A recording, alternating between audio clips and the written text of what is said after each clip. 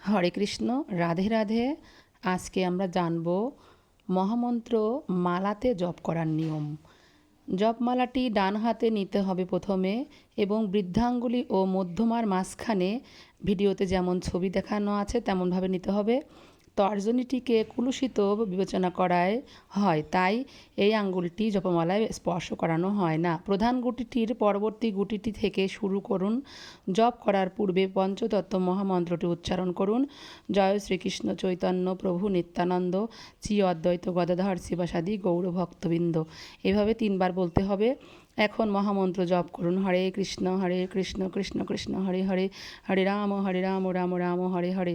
তারপর পরবর্তী গুটিতে যান।